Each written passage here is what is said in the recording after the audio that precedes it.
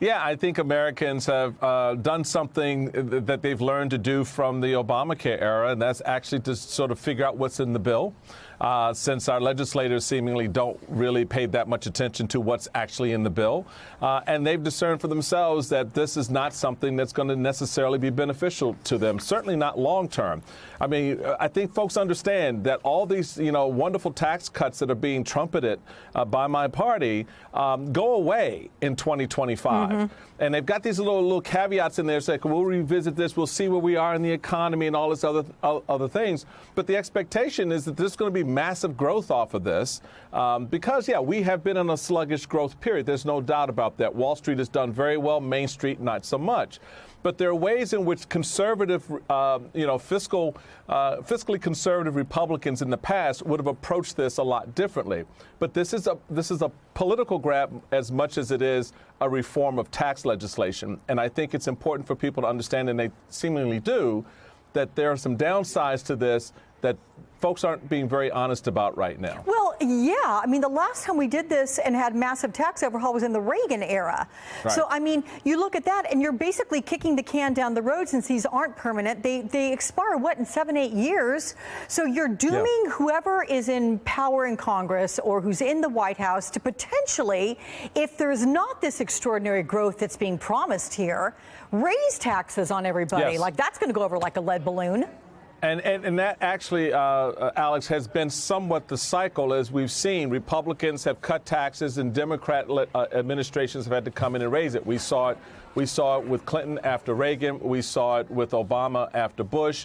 And so now the question becomes, do we want to continue that cycle? There was a smarter way to do this. I love the idea of cutting taxes and having, average Americans keep more in their pockets every pay period. But there are also costs that come with that.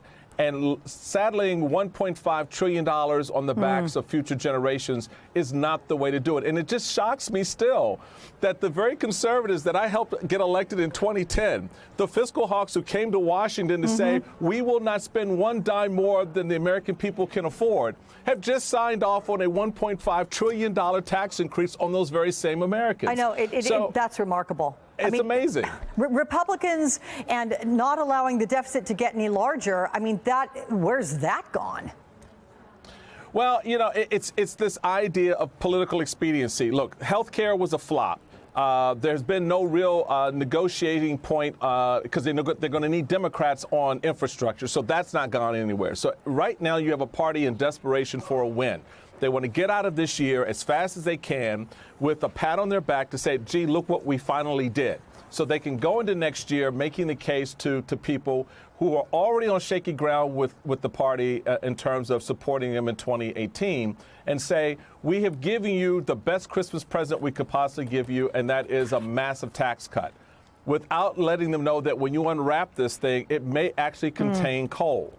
And that's the problem that the party is going to have to deal with as people go through next year and really drill down on how this affects them. They'll realize that with respect to their state and local taxes, their property taxes and other things that are impacted, they're going to come on the short end. Yeah. I want to take a look at an article in detail here that Michael Bloomberg wrote, of course, businessman, philanthropist. He's describing this tax bill as a $1 trillion blunder that does not address the real problems facing America, to echo your sentiments there. Those being, in his mind, education, infrastructure, wages, health insurance, Medicare, Social Security. He's saying that corporations are sitting on piles and piles of cash. They do not need the money. So why is the GOP pushing this? I mean, the economy, it is already firing on all cylinders right now. Alex, you made the perfect point. The economy is firing on all cylinders. And what are those corporations doing with the cash that they've got sitting in the banks and on the shelf? They're not investing it in salaries. They're not investing it in their employees. They're not necessarily hiring, going out and growing their staffs. They're reinvesting that in the corporation itself, either CEOs, certainly shareholders, or buybacks of stock. And that's how they're going to invest. There was a poll taken, which our network has shown for several weeks now, that shows in the list of priorities, investing in the employee, in other words, increasing their paychecks, hiring, that is like a 32% issue for them. 60% of those corporate CEOs want to take the money that they're going to get out of this tax bill and put it back into the corporation itself in terms of stocks, dividends, et cetera. So Michael Bloomberg has got his finger right on the pulse of what could have been done in taking the existing tax structure, cleaning out all the crap that's in it. And we all know there's a lot of crap in there that could have been cleaned out without even having to talk about tax cuts. Because this is what's going to happen, Alex. This 21% tax rate that they have, with the current effective rate right now at 39% is 18. Yeah. All right. Yeah. So the effective rate after this is going to be what, 10?